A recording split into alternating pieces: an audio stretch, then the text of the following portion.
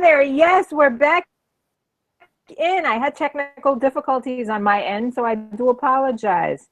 Anthony. What's up? A little delay. That's okay. We're back. We're live, and let's do this. All right, I'm ready to go. So, Anthony, there you are. Woohoo! Thank you for having me, Margaret. Thank you very much. And thank you guys. Thank you guys for having to talk with you tonight, and we can share what it is you do and how you are living with passion.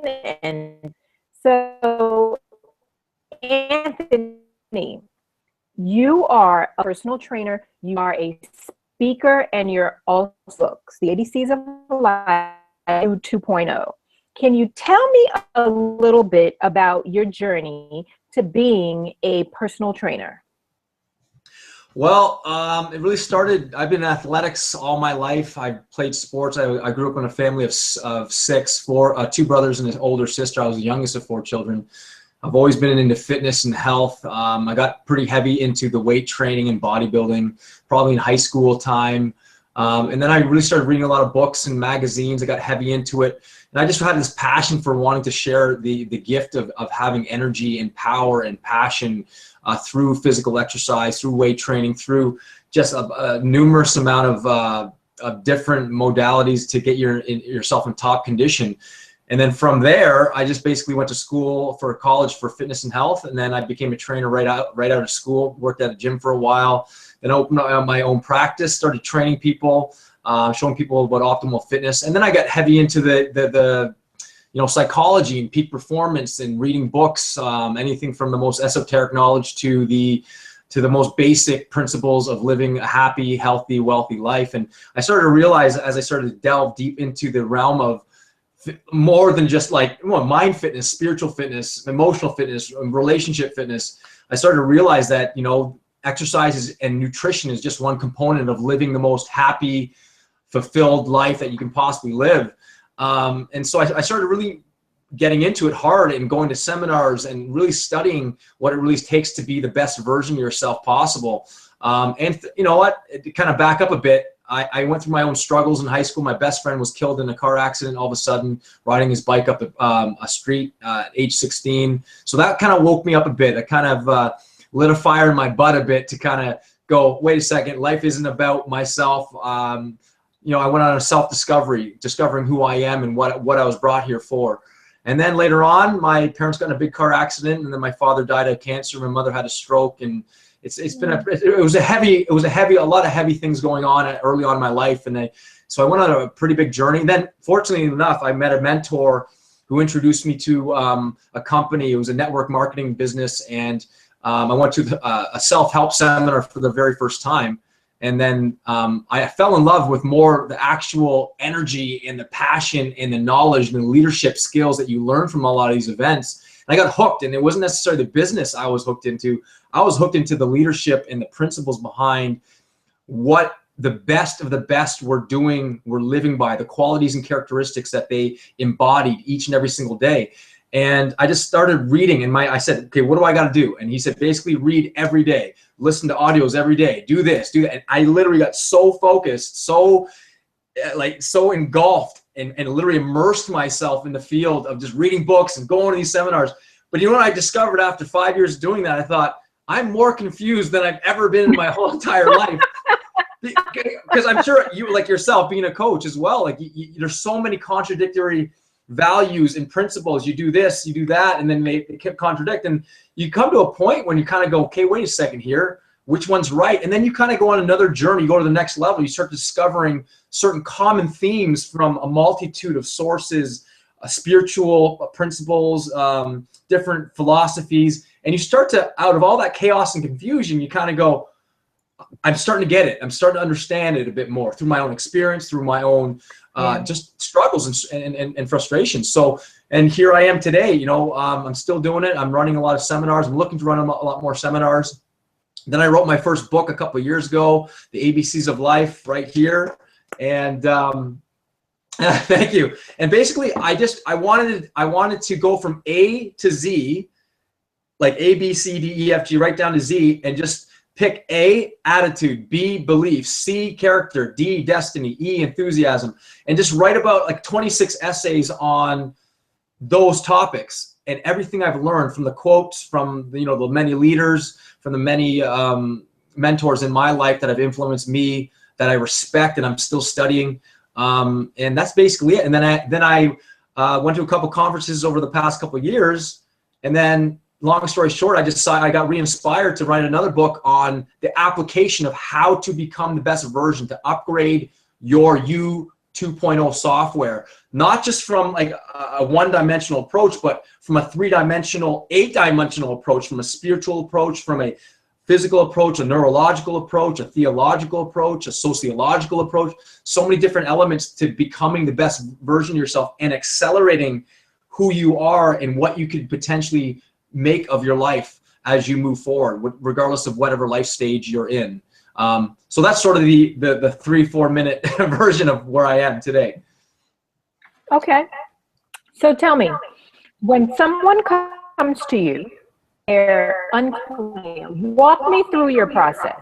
Somebody comes to you, they're unclear, they're not really sure what it is they want in life, maybe teens, how do you approach that person, and how do you bring out the best in them? Well, as you can see, I'm just a ball of energy. So sometimes I have to kind of tame myself down a bit. But at the end of the day, the question I usually ask people is, what do you really want? I mean, that's the basis of it. What do you really want? What's life about? What are you about? What do you really love to do? What do you feel like you were put on this planet for? And so I take the very Socratic approach to a lot of people, asking them questions. And through their answers, I mean, they end up answering their own questions at the end of the day.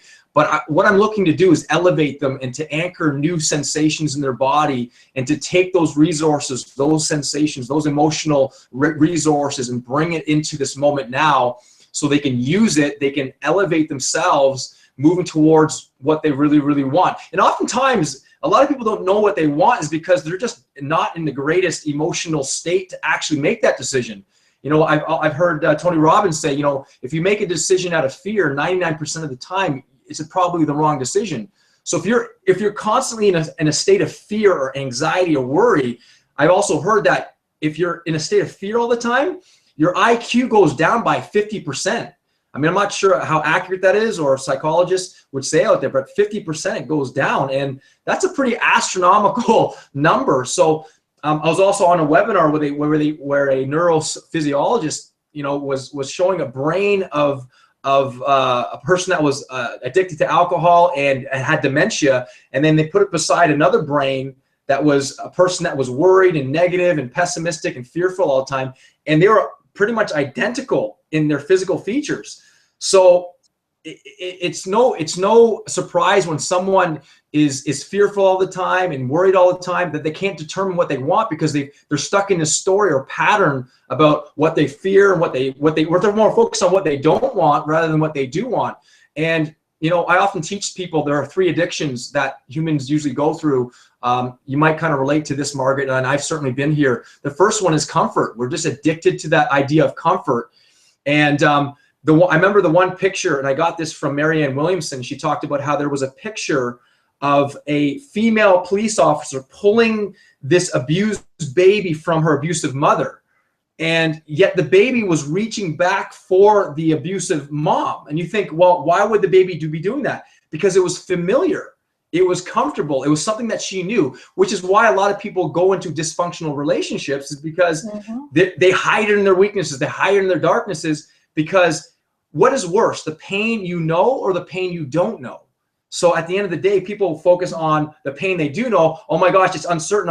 And the brain actually neurologically searches for comfort, searches for what's familiar, and anything outside that comfort or outside that sort of neurological pathway, people get scared and they go, oh my God, fear, fear, fear, pain, pain. Let's go back to what's sort of familiar to us. So what I attempt to get my new clients out is immediately get them out of that state, get them focusing on what they really, really want, why they want it, and really get them moving, energizing their body. Because people are focused more on what they want or more on what they fear, right? Because I think most people are focused on what they don't want, what they fear. I mean, if you look at the news, that's all they're talking about is war and famine and the shortages of this and shortages of that. They're never talking about abundance. They're never talking about what's good in your life and being positive and being and empowering yourself and being a source of inspiration for our children of the future. So, but that's basically what I do. I get pretty energized and get them elevated. And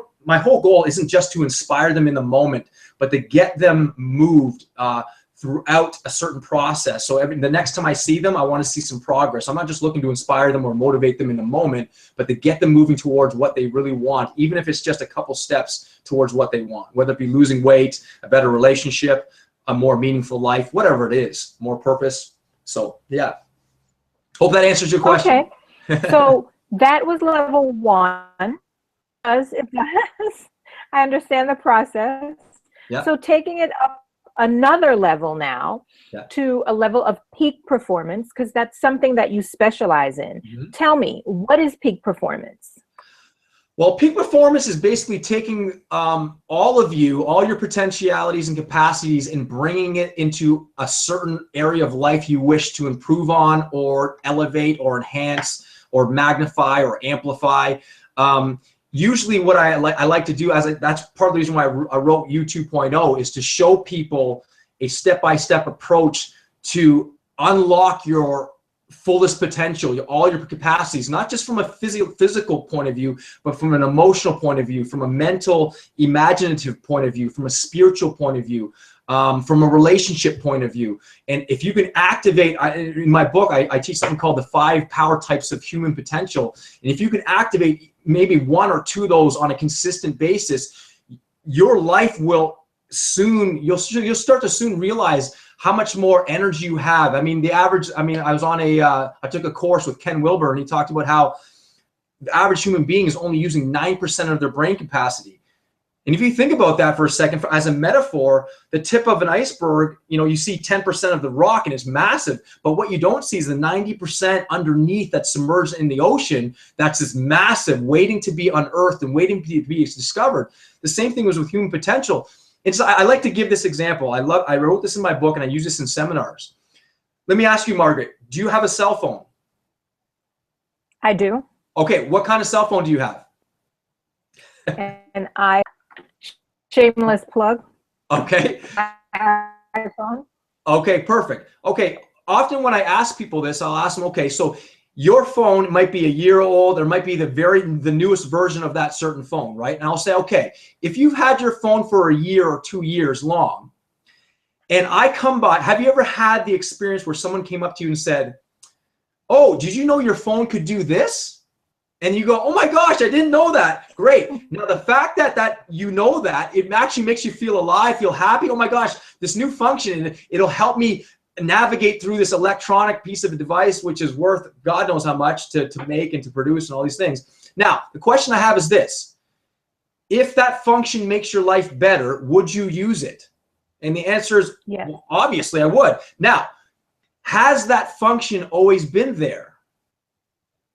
Yes, of course. Probably. It has.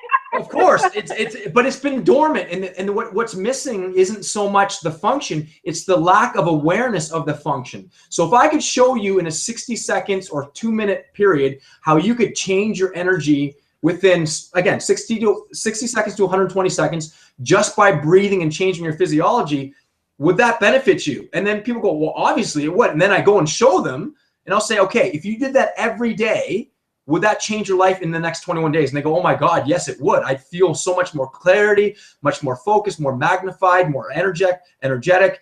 I have better relationships because I'd be happier, more energized. And the question I have then is this: if that is the case, has that function always been there innately inside you to activate your physiology, your breathing, all these things? And the answer is absolutely. But the problem wasn't necessarily the fact that it wasn't there. They just weren't aware that it's there. So if I could show them how to do it, and they're aware, and then we go to the peak performance part of it, is conditioning, the process of conditioning those habits. I mean, Khalil Gibran had that great quote. He said, sayings are meaningless until they are embodied as habits. So you can learn all you want to learn, but unless you embody them and condition them as habits, you will know nothing. Chinese proverb says, if you hear it, you will forget it. If you see it, you will remember it. But until you do it, you'll never understand it. So, I mean, I like to give another example of, let's say I said to you, read one of the most powerful books. Let's say you picked 7 Habits of Highly Effective People or Think and Grow Rich or one of those books. And I said, I want you to study that for the next 5 years. That's the only book I want you to study, Think and Grow Rich or 7 Habits of Highly Effective People. And I want you to own 3 of the principles in it for the next 2 years. I want you to masterfully go to it and just like embody it. Just do what you got to do. Or I said, okay, go read 1,000 books once and kind of just read it once and throw it in the backyard. Now, which one would be honestly more valuable to you in those 2 years? Truthfully, it's that one book that which you study over and over and over and over again. I mean, reading 1,000 books would definitely help you, but it would also cause a lot of confusion, which it caused me. So the idea about peak performance is this: being aware of what capacities that are available to you, and then going to work to activate them one step at a time, day by day, day by day. I like to call them, in terms of health, exercising is a form of an investment in your health, or making a deposit in your health account. So you want to build up your health account to the point where if you do make a withdrawal, what happens is you're making a withdrawal from the interest, not the principal. So that's what peak performance is all about, having a vast pool of wisdom, energy, power, abundance, love, whatever you want to call it, and then being able to activate it in almost an instant. Okay. Now, something else you specialize in, and that makes, before I go there, that makes a lot of sense. Okay. It really does. And really being able to embody, letting it be second nature now, these new skills or habits, and then we get to a level of almost mastery there. Yes, you got it. So can you tell me something else that you specialize in? Another topic is critical transformation. Yeah. Can you elaborate on critical transformation? Yeah. The idea of critical transformation basically means if someone's going through, this is actually one of my favorite things to talk about and to work with people that are going through a very difficult time in their life, either a breakup in a relationship, or either going through divorce, or going through some suicidal tendencies, or have to lose 200 pounds, or whatever the case may be, where they need to have transformation happen, and it's critical to their life. Otherwise, it literally means either emotional death or physical death. And so that's basically what it is. I mean, I'll give you an example of this. I won't name any names because obviously for that personal purposes and stuff, but I'll give you an example of this. I was called in to meet a young man who was almost committed suicide, and so I had to go into the psych ward of the hospital and meet him, and the mother called me to help him out. So that's sort of the things that I deal with. And I'm certainly not a therapist or a psychologist, but what I tend to do is I get people to look towards what it is they have access to in the moment now, so to get them thinking, feeling a sense of urgency to change their life now, not later. And that's one thing I learned even from Tony Robbins. He says, you make the change now. You don't make the change. You might have taken 10 years to make that change, but you make the change in a moment. And so it's all about creating that change, creating an environment, and leading them to that point where they go, you know what, I need to change now. It's now or never, that sort of sense of urgency. So I've been trained to do that. I've studied a lot about that stuff. I love that stuff because I feel like that's why I've been put on this planet, to really help people at the deepest level. And at the end of the day, even through my own suffering, I've discovered that, it's in that liminal space where the stimulus of going through a suffering, like you've just lost your job, and you've just had the stimulus of losing your job, and you haven't quite found a new job. So that liminal space between the stimulus and not being able to find a job, that's where the most growth is. And that's where we need mentorship. That's when we need a coach. That's where we need loved ones to encourage us and to lift us up out of that suffering. But through that suffering, through that pain, we're able to discover something big inside ourselves, and that's where we grow the most. John Asraf says, your greatest breakthroughs will come when there's the greatest resistance. Chinese proverb says, a diamond cannot be polished without friction, nor man perfected without trials. And so the idea is, you know, if I can get them to change the meaning or change their focus or change their language or change their story, whatever it is in that moment, and then bring those resources, capacities into their struggles, and then move them through it, that's when breakthroughs happen. That's when they feel that sense of power over their life. And you know, in my U 2.0 book, I have something called the PQ performance system. And the first P of the PQ performance system is to claim your power. You've got to claim it. That's the first step. And you got to know that you have it. And then obviously, as you bring more awareness as to your power, again, it comes back to fundamentals, activating that power. And diligently being steadfast in your routines, whether it be meditation or affirmations or incantations or aerobic exercise or weight training, whatever it is that you want to do for peak performance to elevate your life, you've got to do it consistently. Even when you don't feel like it, when you don't feel like doing it, that's when you're going to take your life to the next level. You know, in Alcoholics Anonymous, they have that great quote that says, "Don't feel your way into a new action, act your way into a new level of feeling." And what that says to me, I often in seminars, I'll ask people, okay, if you truly listen to your feelings each and every single day, if you truly listen to them, none of you would have gotten up this morning. If everyone listened to their feelings, none of us would have gotten up this morning, because many of you probably didn't feel like snoozed their alarm or whatever it was, and didn't feel like getting up. So if they listened to that feeling, then they probably wouldn't have gotten up. But what did you do? You got up and you acted, you turned off your alarm, you went to the washroom, you brushed your teeth, whatever, and you acted, and you felt better by taking action.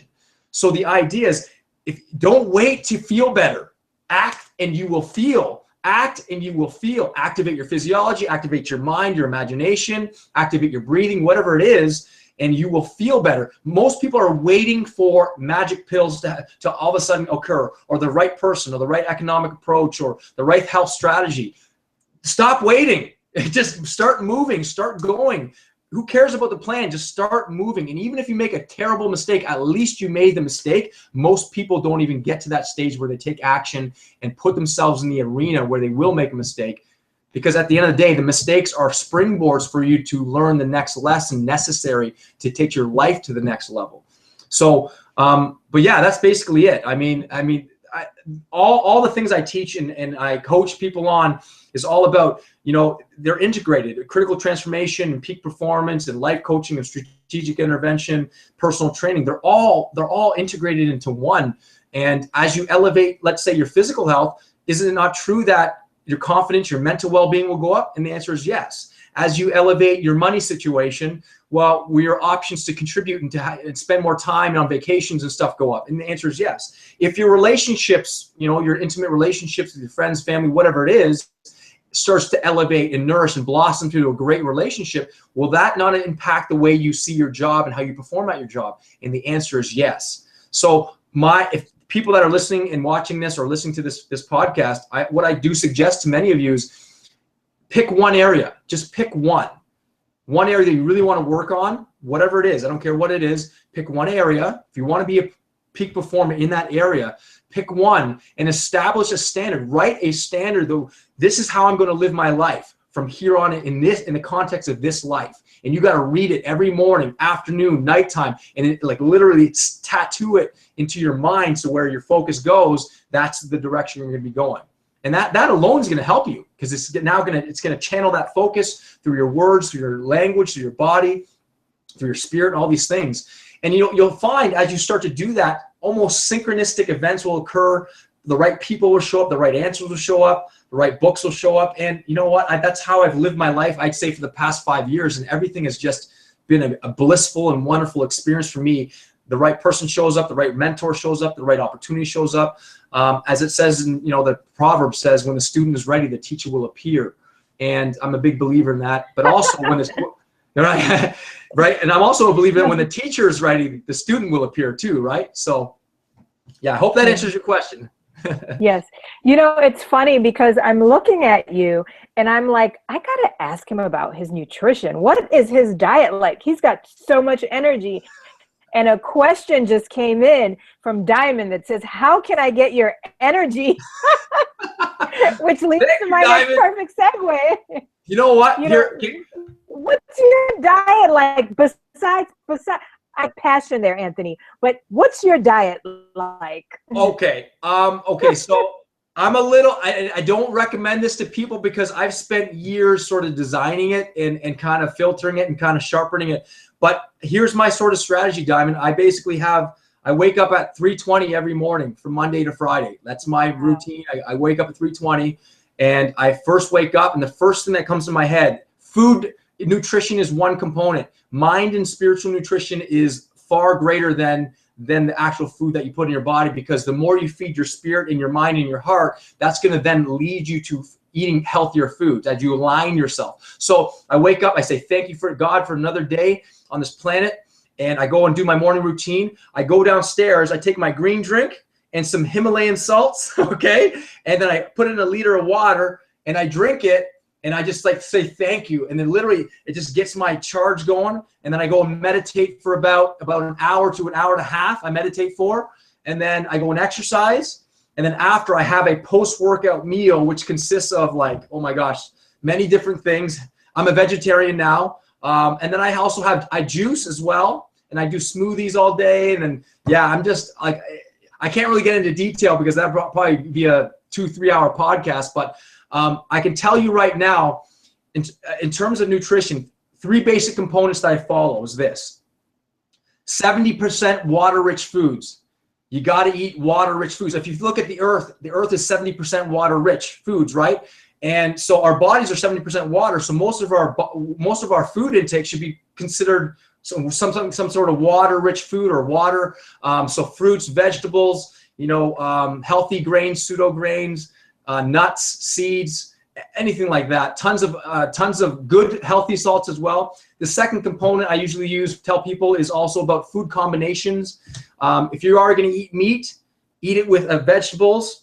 But if you're going to eat your concentrated carbohydrate like pasta and rice and potatoes, do not combine that with the meat because it's going to screw up your digestion big time. So what I tend to do, tell people, you can still eat your meat, but eat that with a salad. If you want to eat your complex or concentrated carbohydrate like potatoes or rice or pasta, eat it with a salad, but don't combine the meats with the concentrated carbohydrate because it's going to really slow down digestion and it's going to zap your energy. That one principle, if you guys can do that, whoever's listening, if you can start eating salads with meats, that alone is going to elevate your energy levels like you wouldn't believe.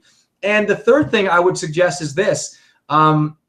If you think logically about the things that you're eating. If, for example, Chris Carr, who wrote the book Crazy Sexy Cancer, she says one of the things, if you're used to eating like a big plate of pasta and all these other things, split that in half, take that half away, and then fill it up the half with a salad. So a very, very easy practice. And so if you're used to eating this big, huge thing, just go be conscious and go, all right, well, I've got some potatoes and meat and all this crap on here. I'm going to cut that plate in half and then fill that other half with the salads, and eat all the colors of the rainbow, like your blues and your greens and your reds and all these great things. So, and the fact that you're a holistic nutritionist, I'm sure you can kind of amplify on that and kind of, confirm a lot of things I'm saying, but that's what I do on a daily basis. And I also exercise a lot. And again, spiritual practices, meditations. I just love life. I just, I want to end here with that. That being said, I remember reading a quote that said, at the end of my life, when I face my creator, whoever your creator is, people watching, God, life, universe, spirit, whatever, I want to be able to face him or her and say, I have no more purpose, passion, gifts, or talents left. I use them all. I want to be able to face that and go, I don't want to go, oh, I wish I shoulda, coulda, woulda, and go, oh man, I had all these talents, I had all these passions, but you know what? I'm going to die with my music in me now. I don't want to live that way. I refuse, as Les Brown says, I refuse to die an unlived life. And that's every day. I'm going to live fully. I'm going to serve. I'm going to be as energetic as possible. And that's just me, right? I don't expect everyone to be like me, but I'm just want to go out and serve. Like I want to get the mic and speak and teach people and educate people. And just, that's why when approached me about doing this podcast, I was so like, all right, let's do it. Let's go. So That's yeah. awesome. Yeah. That's awesome.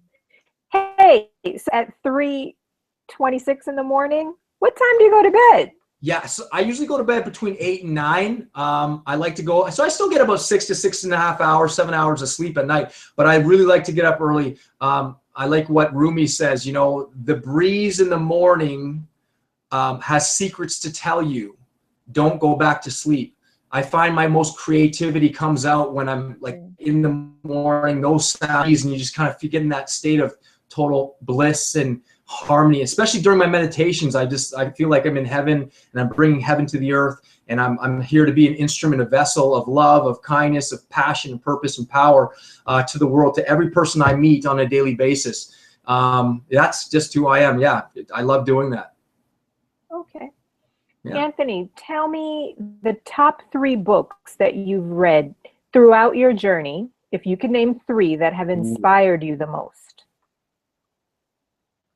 Oh gosh, that's a good question. I would say the very first self-help book that I read was The Alchemist by Paulo Coelho, for sure. That definitely started me on my journey, because at that moment when I started reading like self-help books, I resonated with Santiago in the book, with it being the young shepherd boy, and I really resonated with him. I felt like I was that guy when I was reading that book, and that's probably one that really, I've probably read that book 5 or 6 times, and I always refer to a couple quotes in it as well. So that's one of them. The second one I would say for people out there is definitely, you know, the big self-help leaders, they recommend Think and Grow Rich, and I have to admit that's one of the best books out there for sure. But as of late, just at the top of my mind, I was given a book by a client of mine called A Fearless Heart by Thupten Jinpa. He was the translator for the Dalai Lama, and he's now the professor at McGill University in Montreal. And and the book is all about compassion. And just from a personal experience, I'd say the past 3-4 years, that is probably the most important book that I've read in the past 3-4 years, only because the journey. A Fearless Heart. Fearless Heart. Yeah, by Thupten Jinpa.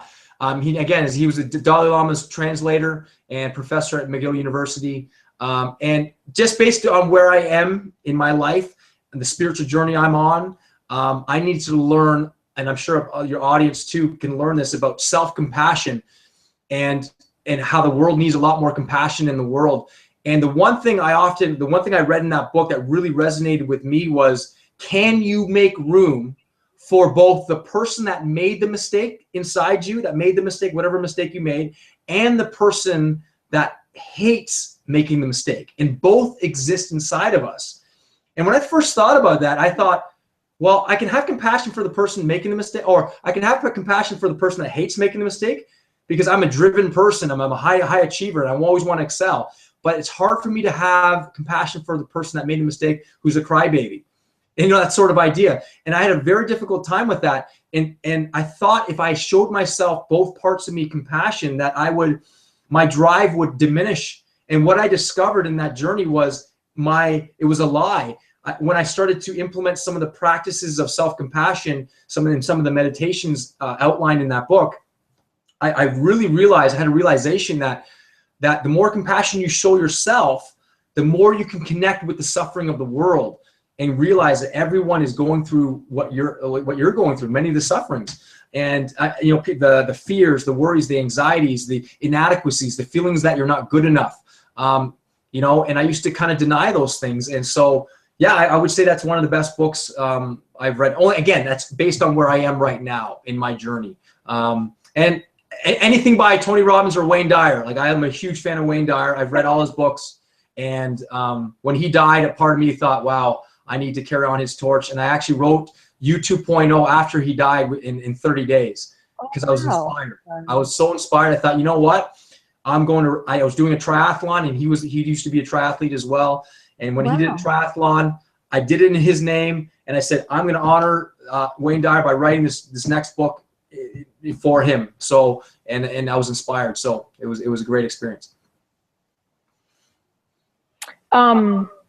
You know, you were talking about Paulo Coelho. He's actually one of my favorite authors because I think that he's a very spiritual person, and it comes across. I feel like his books actually speak to you. It's not just the story, it like speaks to your soul. Yeah. But the book that I found most amazing, and if you have not read it yet, it was his first book, Okay. The Pilgrimage. My God, I could not put that book down.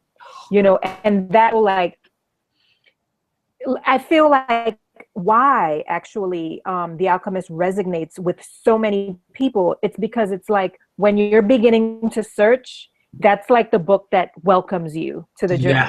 Yes.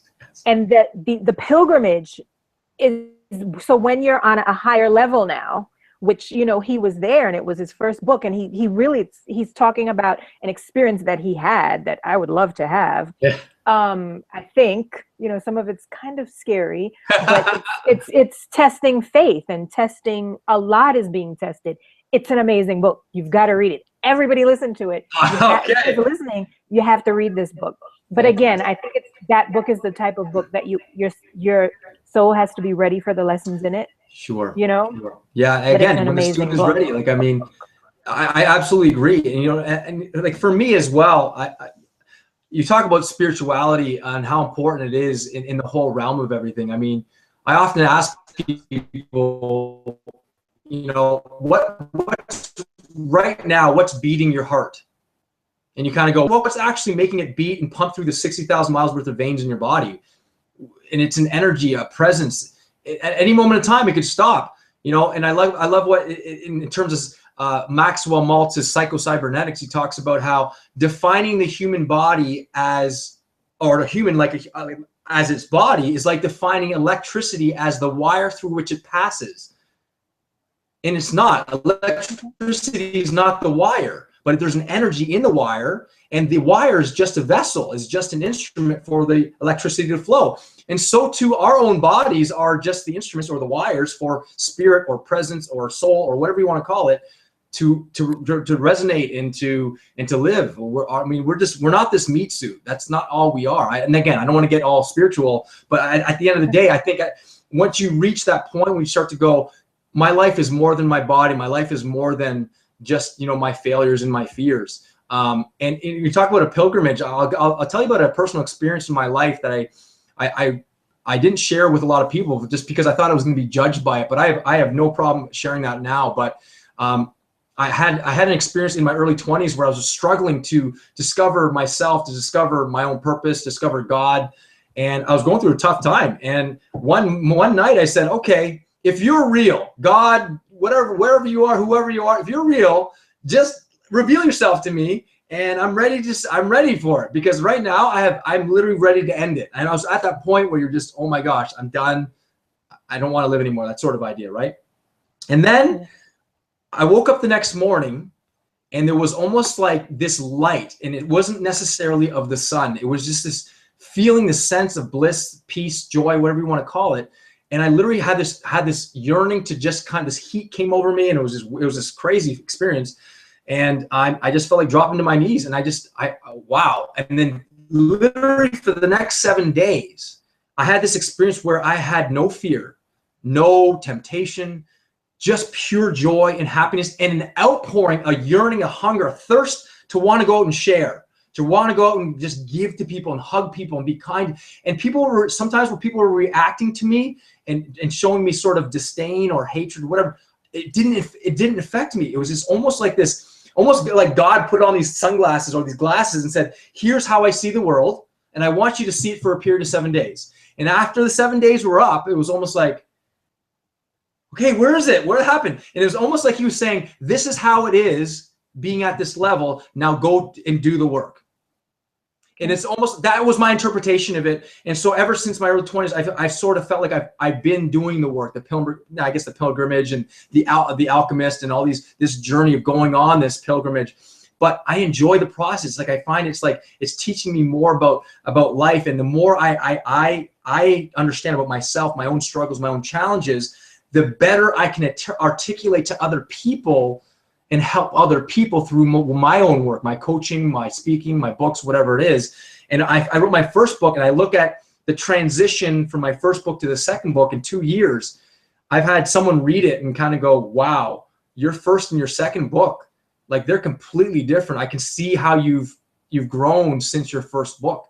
And I guess that's basically it. You just keep on growing, you keep on showing, you keep on stepping up, and you keep on just learning as much as you can. And that's just basically what it is.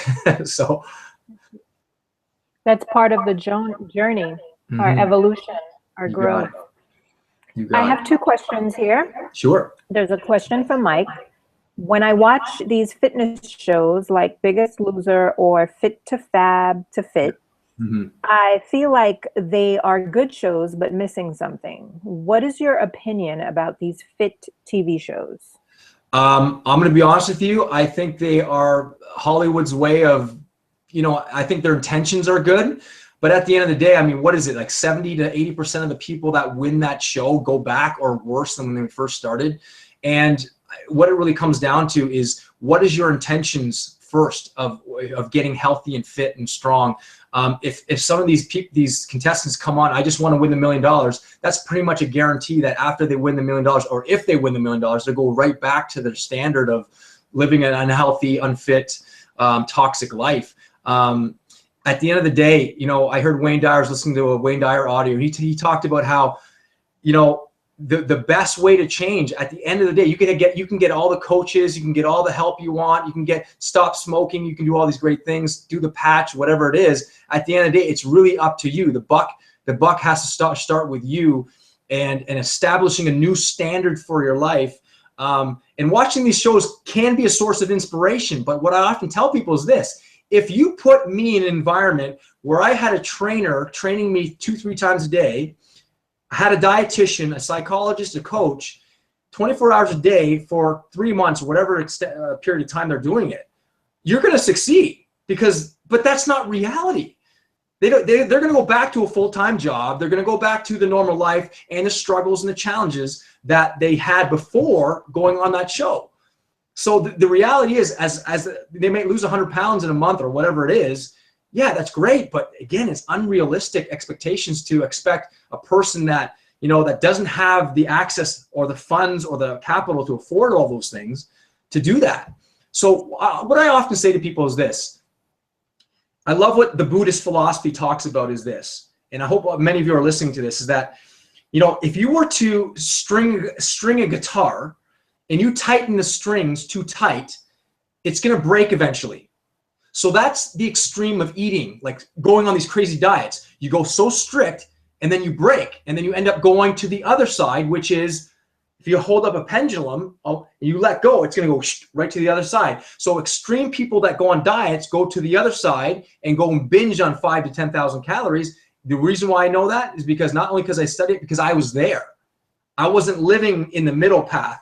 But if you string a guitar and it's too loose, it's not going to produce any sound.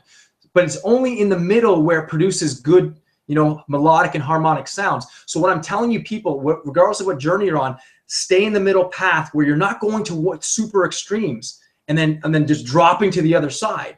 So stay in the middle path. Eat sensibly, work out sensibly, work sensibly, have leisure sensibly, rest sensibly. Don't go to extremes, because I've done it before where I go really hard, really extreme, because I was a high achiever. I still am. But then I wouldn't listen to my body, and my body would get so exhausted. And you know what I would do to compensate? I would take like energy pills, fat burning pills to amp up my energy. But then what would happen? I would compensate, and my energy I would crash. And that's, I'm sure many of you listening to this or watching this, I can tell you right now, I'm sure you can kind of relate, where you're going so hard for so long and then you just have this major crash, nervous breakdown, because it has to do with people going to crazy extremes to lose weight, crazy extremes to gain, to become multimillionaires or whatever it is, crazy extremes to become spiritually connected, whatever it is. The point is, just start sensible working out. Like, for example, I remember a guy, he lost, I think it was 30 pounds in 1 year. And you go, that's a pretty good achievement. But if you break it down into small equations, that is less than, if you think about it, less than 3 pounds a month. right? Break it down even more. That's less than a pound a week. Well less. That's like 0.75 pounds a week. Let's say 0.5 pounds a week. That's per day. That's what, like 2-3 ounces a day. Everybody can do that. But if people go, oh my God, I lose 100 pounds in a month. Oh my God. Like, geez, that becomes way too, the unrealistic expectation. So the idea is this: if you start the journey and you work out and you say, all right, you commit to, I'm going to walk 10 minutes every day. That's all I'm going to do. Just commit to those small commitments. That's it. And then slowly add and slowly add. You don't read 50,000 books on nutrition. It's going to confuse you. Pick one sort of step, one sort of exercise, and move towards that outcome. Set some standards. I mean, there's other psychological approaches, but anyway, so hope that helps. There's a second question by Glenn. Sure. Glenn wants to know, what's the best way to encourage a teen to start on their journey of personal development? Start on the journey of personal development. Well, everybody, this is a good question. I think everybody is different in many ways. I mean, I know some people in their 50s, even actually in their 60s, that have still that mentality of a teenage, and I haven't matured quite yet. But I met a girl when she was about 14 years old, and she knew at a very young age she wanted to take a spiritual journey. She wanted to visit missionaries around the world and serve the poor. But I guess the first thing I usually tell people is this: live the example you wish to inspire in others. Live the example. Gandhi said, be the example you wish to see in the world. Gandhi knew that the end was inherent in the means. And he said, you know what, it's easy to encourage other people, but if you're not living it, they're going to look at your actions, and so to accelerate, I mean, I think it was Ken Wilber who said a quote, or someone else that he was quoting. He says, the lion's share of development rests in the infant, which means at the end of the day, regardless of if you could be a great parent, the best parents in the world, and that kid could still turn out like an alcoholic or a drug dealer. But then you have a second kid who turns out amazing. I mean, I remember that one study, the famous study that was done, and 2 children who grew up in alcoholic environments and were beaten by their fathers. One guy became an alcoholic and became a disaster. The other guy became a success, never drank in his life. And the psychologist asked him, so why do you think you turned out the way you did? And the one guy that became an alcoholic, he said, well, what did you think I was going to turn out like with a father like that? And then he asked the second kid who became successful and never drank. And he said, well, what do you think I would turn out with a father like that? They answered the exact same way, yet they had 2 different outcomes. And so my idea is this, is that, again, when the student's ready from a deep level and says, you know what, I'm ready to make the changes, then you know what, at the end of the day, it's really not up to you. You live the example. I love what Wayne Dyer says. You guide, then you step aside. You guide them, and then you step aside. Like, there's nothing, whatever they do with their life, that's there. It doesn't mean you encourage them and you pray for them and you do those great things. But at the end of the day, they're going to make their own choices. I mean, even with my own kids, I have a 6 and a 4-year-old. I mean, I'm doing my very best to elevate them, encourage them, and to discover their own strength. I'll give you a great example of this. When my daughter was first starting to crawl, I mean, what we do with babies is when they fall, oh my gosh, I didn't do that necessarily. So when my baby would kind of crawl and try and stand up and fall, I would say, and everyone would go, oh my gosh. I said, no, wait. And I look at my daughter and say, Saphira, look at daddy. And she kind of look up, come on, you can do it. You can do it. You can do it. And then she'd get up and fall. I go, come on, you can do it. And I would encourage her. And finally, when she finally did it, what was I teaching her? Her own strength. But if I kept picking her up all the time, she wouldn't discover her own strength. Another example of this was when my son was, and my brother-in-law and my sister-in-law might be watching this, but my son was getting beat up by his younger nephew, his younger cousin, and he'd come running to mommy and say, "Mommy, Maddie's doing this and doing this." And I said, Tyven, I can either basically I said to him, Tyven, here's what I want you to do. I want you to look at Maddie when he does that to you, and I want you to say, "No, I don't like being hit," and I want you to say it and say it in his face. And don't run to mommy. Just look at him and say, I don't like being hit. And so when the next time it happened, Tyven automatically looked at my wife, his mother, and I looked at Tyven and said, "What are you going to say?" He said, "Maddie, stop hitting me." And then Maddie stopped, and he kind of walked away and ran to mommy and was so proud of himself. Right? So the idea is I'm teaching what I want to instill in my children, that they have, no matter how young they are. I mean, of course, when they're infants, you got to be able to do that, certain things. But as they grow older, you want to instill certain characteristics and qualities that says, you have the strength. You have it. You have it. And the one thing, Margaret, and then Glenn, who I'm talking to right now, the one thing that's missing in our society, more than anything that I've studied, is the initiations in our society. And what I mean by that is, back in the day, they used to have initiations for 13-year-old boys and girls to go out in the wilderness and stay out in the wilderness for 2 or 3 days. I don't recommend that now, but what I'm saying is what's missing is the initiations into manhood or boyhood, or from a boy to a man, or from a girl to a woman. And I love what Marianne Williamson says. He says, you know what, our world will not evolve properly if men stay boys and women stay girls. And what's missing in that equation is the initiative process to open the door to the becoming a man, open the door to becoming a woman. And I remember seeing a documentary. It was about this tribe in the Amazon forest, where they take these 9-year-olds or 10-year-old, forgive me if I'm wrong, 10-year-olds or 11 or 12-year-old boys, and they take these bullet ants. And what they do is, the reason why they're called bullet ants, because they're huge, number one, the biggest ants in the world, and number two, they feel like a bullet when they bite you. It's like it's the most potent sting out of all the insects in the world. So what they do is they sedate these ants, and they put these ants in these gloves, and then these kids put these gloves on, and they wake up the ants, and they do this 10-minute dance, and these ants are biting on their hands and biting on their hands, right? And you kind of go, oh my gosh. And then after the 10 minutes, like, you can see the excruciating pain on their face. And they're singing this song, and they're doing this tribal dance. And after the 10 minutes, they take off the gloves, and their hands are bitten. But that's not the worst part. It's the next 24 hours. They go into a major hallucination for the next 24 hours. And after that, they're initiated into that tribe of being a man or whatever it is. My point is, I don't recommend we do that. But what I'm saying is that initiation process is missing in our life. I mean, think about, what is our initiation in our society today? Hey, you're 19. Let's go take you to a beer. Let's go get a beer. Let's go to the wherever. Let's go out and take you out and get you drunk. That's basically what our North American thing is. Hey, you got your license? I'll go buy you a car. I'll take you out for a joyride or whatever it is.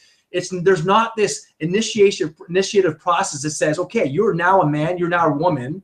Let's initiate you into that level, that next level. We see that in the Jewish culture. What do they call that? The bar mitzvahs, right? The Filipino culture too. They have parties to initiate them into that culture of becoming a woman or a man. In many cultures, but in our Western society, we don't have that. That's missing big time. We need more of that. Yeah.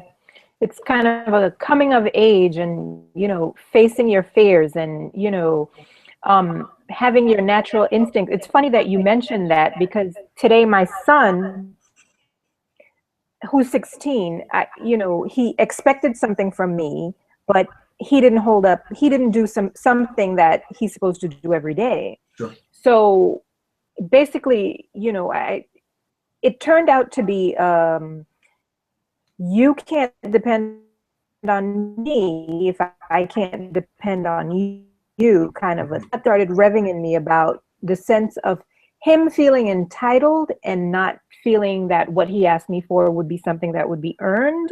Sure. Sure. And it's not my love, that's unconditional. But Yeah. it was just this thing that he kind of let me down with a bit.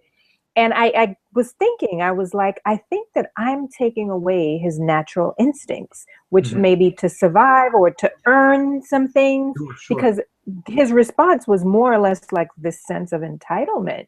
Yeah. That's big. That's big. And to my youth, and I was like, oh no, to give and change here, because his response to the situation was quite interesting. So, Sure. Well, in fact, you talk about entitlement. I mean, that's the second addiction in my book. I talk about comfort being number one, entitlement being the second addiction, and the third one being your own backstory. And the entitlement, if you look at, for example, it's like this. If you don't allow your child to fail and fall and to find their own strength to pick themselves up, invariably, they're going to be more scared of failing and falling later on in life because they never experienced it. They just never did. So we must trust our children that they have themselves, they have the strength inside themselves, that this is their journey, unique as everyone else, the 7 billion other people on this planet, they have their own unique journey. And the sense of entitlement, the idea too for me is this. I give you the example. You know, recently in the States, there was that $1.5 billion Powerball lottery. Is that correct? Am I correct? Right? Yes. Right. Okay. So people were running and driving to these stores and buying up all the lottery tickets, right? Now, I think the latest one I heard from Canada anyway, you had a 1 in 292 million chance of winning that Powerball lottery. And then I read in a business magazine that said, you have a 1 in 3,000 chance of becoming financially independent and successful in running your own business or becoming the best in your field, whatever it is. Okay, let's compare notes for a second. 1 in 292 million, 1 in 3,000. That is an astronomical difference in terms of the chances of you becoming financially independent. Yet people go to the store and buy a ticket. Why? Because they want the gain without the pain. They want instant gratification. They have the sense that, you know what, I don't want to work for it. I worked hard enough. I think if I win this, I'm entitled to it. I deserve it. Yet 1 in 3,000, if you just disciplined yourself for a period of time and you're consistent in your actions, 1 in 3,000. I mean, that's different. So I see that in the weight loss industry too. I mean, if you look at it this way, I've met so many people that have lost 200 pounds, the same 10 pounds 20 times, right? The same 10 pounds 20 times. They have a wedding to go to in August and they go, oh, I got to lose 10 pounds. I got to go on this diet and exercise. But after the wedding, what happens? They go right back to standard. They go back to their old standard. Rather than saying, this is now my standard for the rest of my life, I'm not going back there. In fact, what was the one study that was done that people that maintained a healthy body weight, that were fit and healthy, they said the one commonality between all fit and healthy people were this one thing. When those fit and healthy people gained 3 to 5 pounds and they knew they did, they immediately took action and said, no, this is coming off my body. So their standard was, I'm not allowing 3 to 5 pounds to kind of grow on my body. That was my choosing. And it's my choice to now get it off. I love what Zig Ziglar used to say. He said, I've never eaten anything by accident. All right.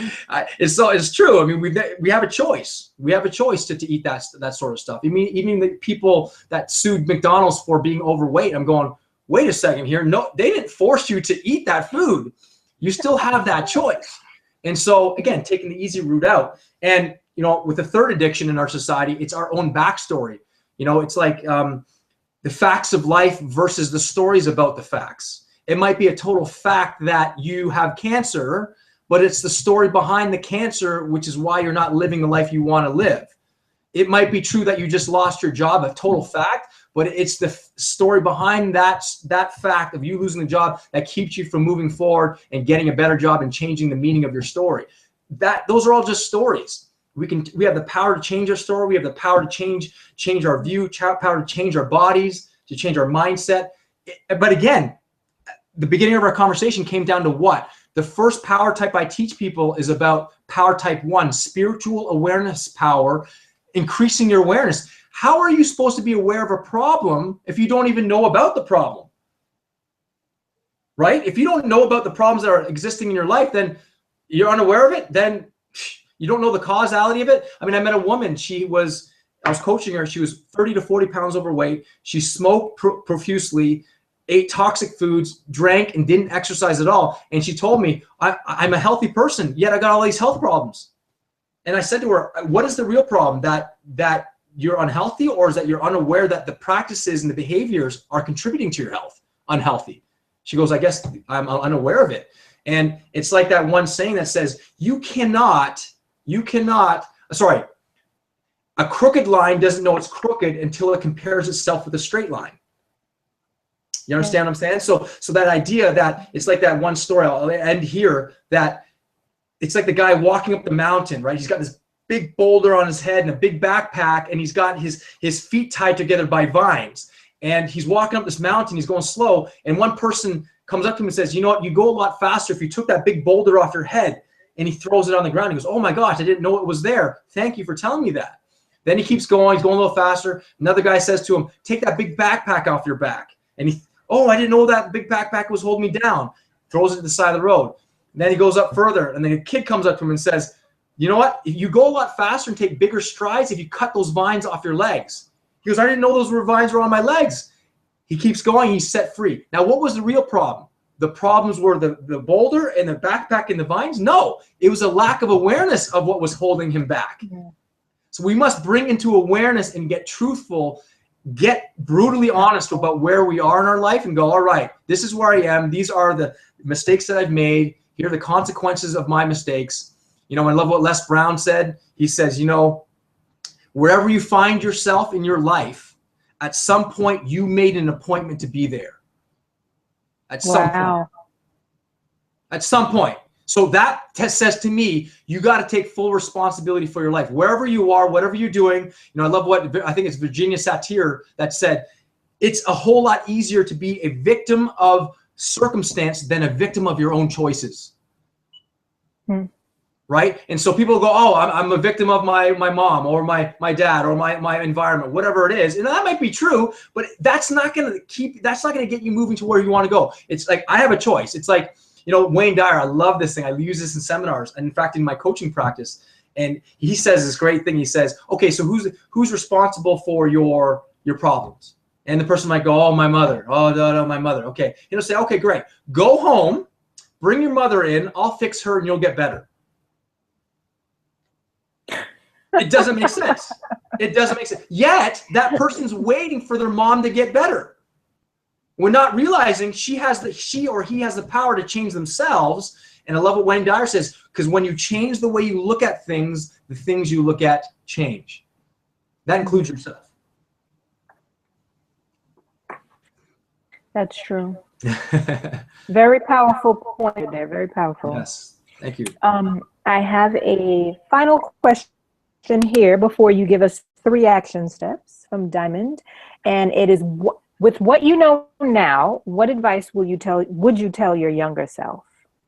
Oh, that's a good one. Trust. You know, trust is another word for faith, I guess, and just trusting that there's a power greater than yourself. That's the orchestrator of all this stuff called life.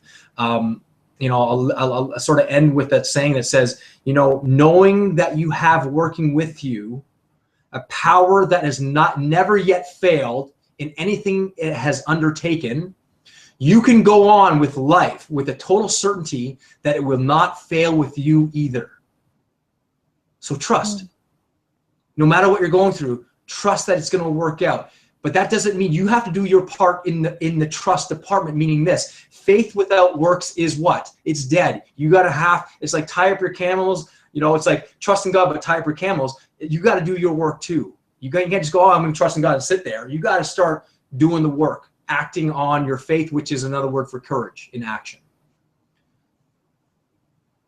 Okay. Wow. Powerful stuff, Anthony. Power, purpose, and passion. I just want to share it out, man. I want to give it to people. That's it. Embodying all 3. So I can tell you, you'd walk the talk.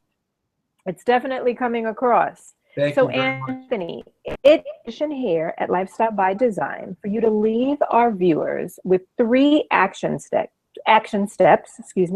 that they can implement into their lives right away to help them start creating a lifestyle by design, a lifestyle that they love and living their dreams. What are your 3 action steps? Okay, well, I would say first off, buy a journal.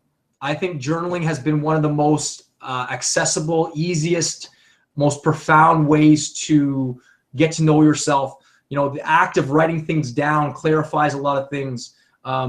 Psychologists say basically when you write down your worries, it disconnects your brain from the actual worry itself. So if you just start writing every day on ideas and even if you don't act on them, just start writing them down. Start writing down some of your ideas, your inspirations, your purpose, some of the gifts and talents. Even do like a personal assessment of your strengths and your weaknesses and all these great things. Get a journal. Just start writing in it and you'll discover more about yourself than anything else. I mean, I have journals on my computer. In fact, how I wrote my first and second book basically came out of the journals. I just basically took my journals and started implementing them in a book. And that was sort of my life story and everything I've ever learned and experienced in my first book. And I'd say the second thing is this: live with as if you are an instrument of love and compassion. Meaning this: be a vessel. Don't look for love. Be the love you wish to see and change in the world. Be it. Don't look for sources of inspiration. Be the source of inspiration. If you can't find it, then embody it. You know, by practices of meditation and prayer and contemplation. Hang around people that are living the standard that you wish to live. And number 3, I would say, don't die with your music in you. And whatever dream that you have, desire that you have, pick one of them, put it on your mirror, look at it every day. Forget about how you're going to do it. Focus on the envision it and say, all right, that's what I want. Here's why I want it. Forget about how. As Nietzsche says, when you have a big enough why for doing something, you can endure almost any how. And I'll end here there, Margaret. I love this example I give in seminars. If I said to you, Margaret, let's go outside in minus 20-degree weather right now and let's go run a marathon, what would you say? Okay. Hell yeah! I'm actually going to go run after this.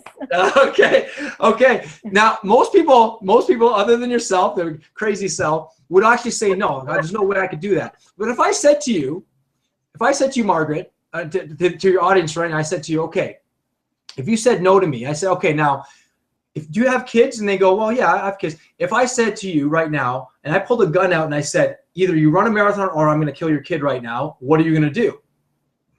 And then most people go, well, I guess I'm running a marathon. And I'll say, whoa, wait a second.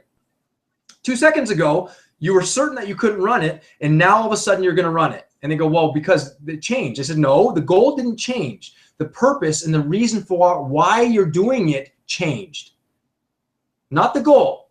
So, and then I flip the script and I say, okay, let's change it here. If I guaranteed $10 million was going to be deposited into your bank account upon crossing 42.2 kilometers, what are you going to do? And everyone stands up in the audience and goes, when do I start? I say, okay, you must establish whatever vision or dream or goal you have. Fine, it's great to establish that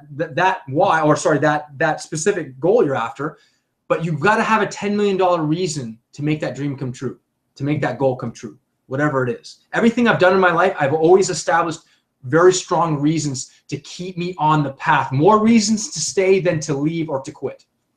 So that's my basic 3 steps to you. Hopefully it helps you on your journey, whatever your journey's on, and live with a lot of power and purpose and passion on whatever journey you're on.